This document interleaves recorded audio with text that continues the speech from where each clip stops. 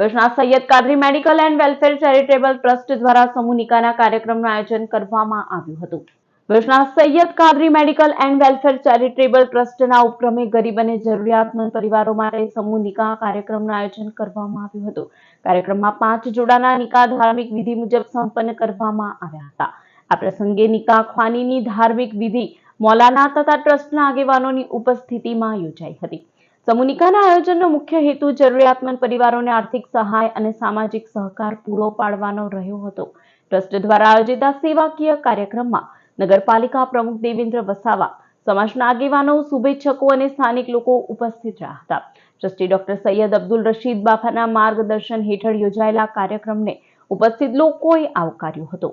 આ પ્રસંગે નવ દંપતીઓને સુખી દાંપત્ય જીવન માટે શુભેચ્છાઓ પાઠવવામાં આવી હતી। आज रोज 23/8/2026 रविवार के दिन सैयद कादरी चैरिटेबल ट्रस्ट की ओर से हमने समूह निकाह का प्रोग्राम रखा हुआ है। ये दूसरा निकाह प्रोग्राम है समूह निकाह।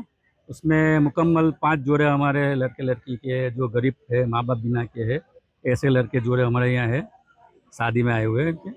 और हमने घर वकरी के लिए हमने इनको घर वपराश के लिए पूरा सामान गिफ्ट में भी दिया हुआ है। मतलब में इस तरह हम हर साल करते रहे, ऐसे दुआ है, बस सब दुआ करना, इस तरह हम करते रहे सेवा।